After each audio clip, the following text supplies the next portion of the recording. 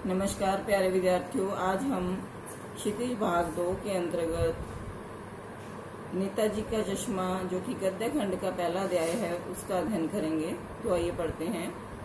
हालदार साहब को हर 15वें दिन कंपनी के काम के सिलसिले में उस कस्बे से गुजरना पड़ता था।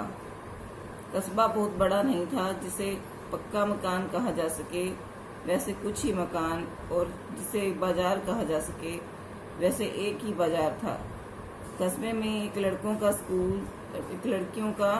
स्कूल था, एक सीमेंट का छोटा सा कारखाना, दो ओपन एयर सिनेमाघर और एक तो नगर पालिका भी थी। नगर पालिका थी तो कुछ न कुछ करती भी रहती थी। कभी कोई सड़क पक्की करवा दी, कभी कुछ पेशाबघर बनवा दिए, कभी चबूतरों की छतरी बनवा दी, तो कभी कभी सम्मेलन करवा दिया। इसी नगरपालिका के किसी उत्साही बोर्ड या प्रशासनिक अधिकारी ने एक बार शहर के मुख्य बाजार के मुख्य चौराहे पर नेताजी सुभाष चंद्र बोस की एक संगमरमर की प्रतिमा लगवा दी। यह कहानी उसी प्रतिमा के बारे में है, बल्कि उसके भी एक छोटे से किस्से के बारे में। पूरी बात तो अब पता नहीं, लेकिन लगता है कि देश के अच्छे मूर्तिकारों की जानकारी नहीं होने और अच्छी मूर्ति की लागत अनुमान और उपलब्ध बजट से कहीं बहुत ज़्यादा होने के कारण काफ़ी समय ऊहापोह होता है, कशमकश और चिट्ठी पत्री में बर्बाद हुआ होगा। और बोर्ड की शासनावधि समाप्त होने की घड़ियों में किसी स्थानीय कलाकार को ही अवसर देने का निर्णय किया गया होगा, और अंत में कस्बे के इकलौते हाई स्कूल के इकलौते ड्राइंग मास्टर, मान लीजिए मोतीलाल जी को यह काम सौंप दिया गया होगा, जो महीने भर में मूर्ति बनाकर पटक देने का विश्वास दिला रहे थे। जैसा कि कहा जा चुका है, मूर्ति संगमरमर की थी। टोपी की नोक से कोट के दूसरे बटन तक कोई 2 फुट ऊंची, जिसे कहते हैं बस्ट, और सुंदर भी थी। नेताजी सुंदर लग रहे थे, कुछ मासूम और कमसीन। फौजी वर्दी में मूर्ति को देखते ही दिल्ली चलो और तुम मुझे खून दो वगैरह याद आने लगते हैं। ये नारे हैं जो कि सुभाष चंद्र बोस ने आज़ादी के समय देशवासियों को दिए थे। इस दृष्टि से यह सफल और सराहनीय प्रयास था। केवल एक चीज की कसर थी जो देखते ही खटकती थी। नेताजी की आंखों पर चश्मा नहीं था, यानी चश्मा तो था लेकिन संगमरमर का नहीं था। एक सामान्य और सचमुच के चश्मे का चौड़ा काला फ्रेम मूर्ति को पहना दिया गया था। हालदार साहब जब पहली बार इस कस्बे से गुजरे और चौराहे पर पान खाने रुके, तभी उन्होंने इसे लक्षित किया और उसके चेहरे पर एक कौतुक भरी मुस्कान फैल गई। कौतुक भरी होता है मतलब अंदर ही अंदर खुश होना, मुस्कुराना। यह आइडिया भी ठीक है। मूर्ति पत्थर की लेकिन चश्मा रियल। जीप कस्बा छोड़कर आगे बढ़ गई, तब भी हालदार साहब इस मूर्ति के बारे में ही सोचते रहे और अंत में इस निष्कर्ष पर पहुंचे कि कुल मिलाकर कस्बे के नागरिकों का यह प्रयास सराहनीय ही कहा जाना चाहिए। महत्व मूर्ति के रंग रूप या कद का नहीं, उस भावना का है, वरना तो देशभक्ति भी आजकल मजाक की चीज होती जा रही है। तो हालदार साहब खुश हुए कि आज भी सच्ची देशभक्ति जिंदा है कहीं ना कहीं लोगों के अंदर, वरना बहुत सारे लोग तो इन चीज़ों को अब मजाक समझने लगे हैं।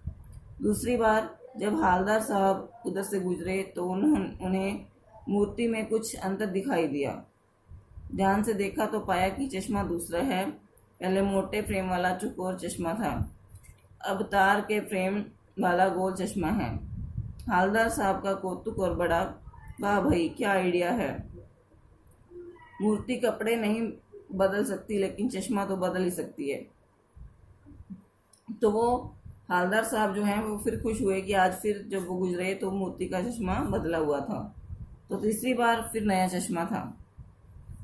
हालदार साहब की आदत पड़ गई हर बार कस्बे से गुजरते समय चौराहे पर रुकना, पान खाना और मूर्ति को ध्यान से देखना। एक बार जब कौतूहल दुर्दमनीय हो उठा तो पान वाले से ही पूछ लिया, क्यों भाई क्या बात है, ये तुम्हारे नेताजी का चश्मा हर बार बदल कैसे जाता है। तो उनसे बर्दाश्त नहीं हो रहा था, उनके अंदर हलचल मची हुई थी कि ये चश्मा हर बार मैं आता हूँ तो बदला होता है। तो उन्होंने पान वाले से ये बात पूछी। पान वाले के खुद के मुंह में पान ठूसा हुआ था, एक काला मोटा और खुशमिजाज आदमी। ये पान वाले की कैरेक्टरिस्टिक्स हैं, मतलब कि उसका बॉडी स्ट्रक्चर कैसा था, उसका नेचर कैसा था। हालदार साहब का प्रश्न सुंदर, वह आंखों ही आंखों में हंसा, उसकी तोन तिरकी। पीछे हालदार साहब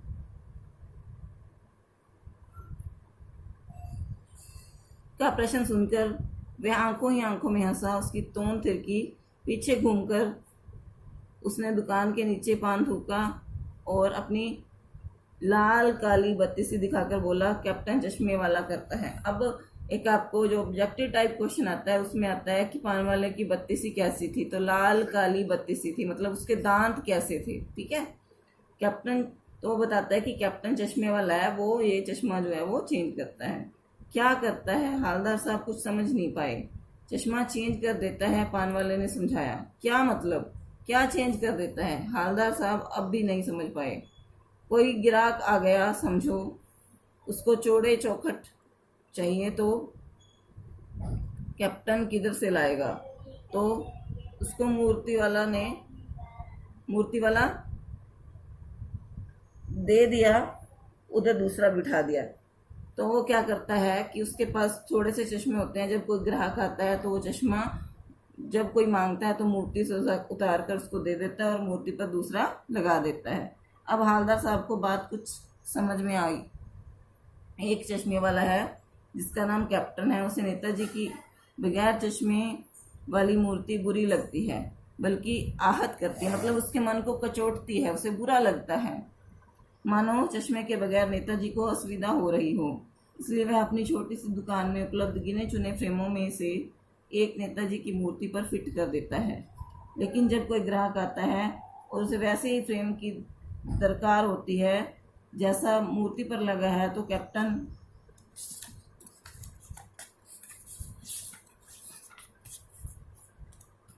चश्मे वाला मूर्ति पर लगा फ्रेम संभवतः नेताजी से क्षमा मांगते हुए लाकर ग्राहक को दे देता है और बाद में नेताजी को दूसरा फ्रेम लौटा देता है। वाह भाई, खूब, क्या आइडिया है। लेकिन भाई एक बात अभी भी समझ में नहीं आई। हालदार साहब ने पान वाले से फिर पूछा,